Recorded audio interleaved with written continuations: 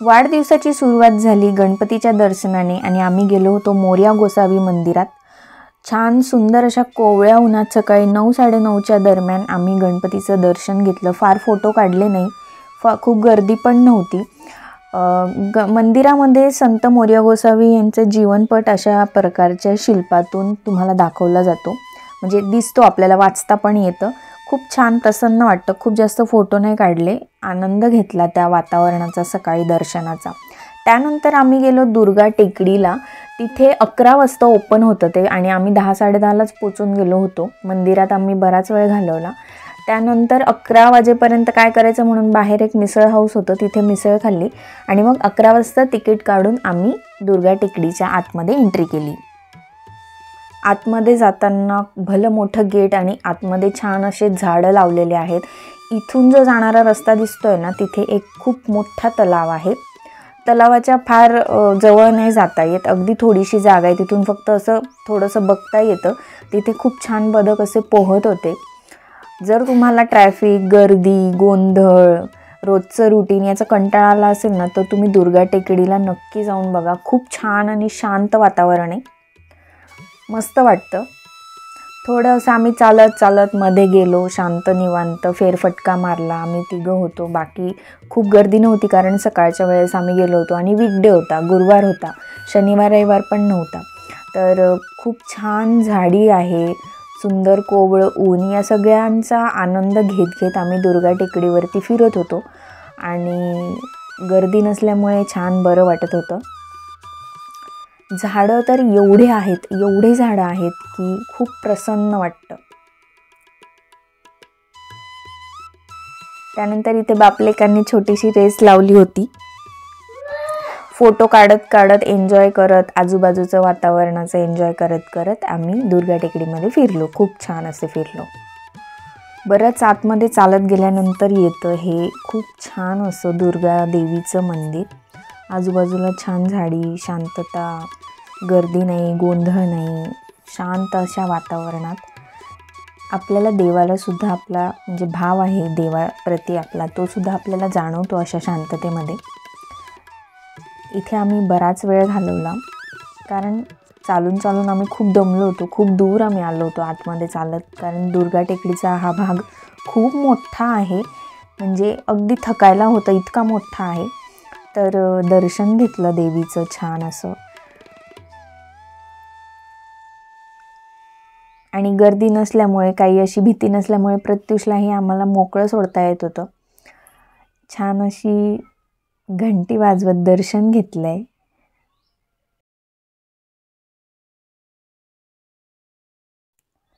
मंदिरात पिकनिकसाठी लेडीजचा एक ग्रुप सुद्धा आलेला होता त्यावेळेस। ही देवीची छोटीशी मूर्ती आहे दगडामध्ये।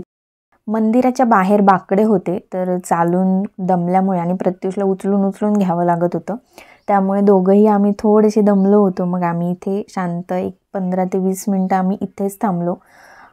झाडं खूप छान होती, ऊन वगैरे पण लागत नव्हतं इथे, इतकी झाडं होती।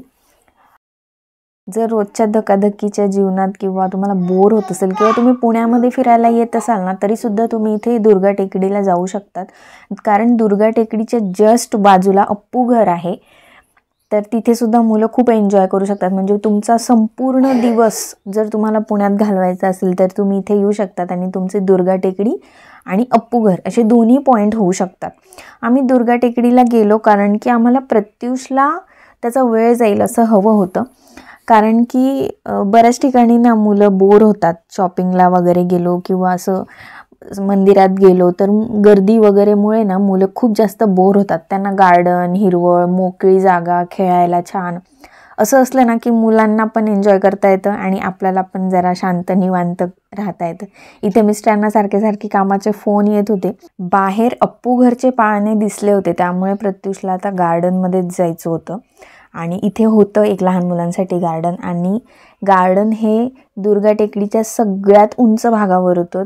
तर तिथे इतकी चढण होती की चढायला अगदी अंगावर येत होतं। तो जो रस्ता होता चढण, तिथे वरती चढून मग सगळ्यात वरती हे सगळे जे खेळणे आहेत म्हणजे झोके, घसरगुंडी वगैरे हे सगळं खूप उंचावर त्यांनी लावलेलं होतं आणि तिथून त्या उंचावरून दिसत होतं म्हणजे बऱ्यापैकी बिल्डिंग्स वगैरे पुण्यातल्या दिसत होत्या, पिंपरी चिंचवड मधल्या दिसत होत्या.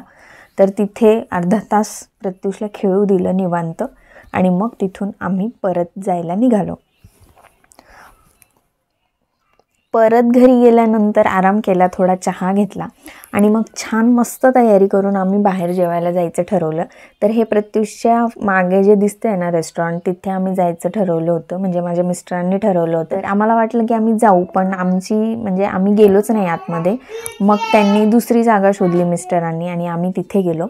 तर तिथे थोडा अंधार होता, म्हणजे ओपन होतं ते हॉटेल आणि तिथे असं एक सिंगर गिटार घेऊन गाणं म्हणत होता आणि मग ऑर्डर्स येत होत्या मग जेवायचं, असं तिथे वातावरण होतं. तर अशा पद्धतीने आम्ही फिरलो बाहेर वगैरे आणि मग शेवटी घरी येऊन आम्ही केक कापलाय.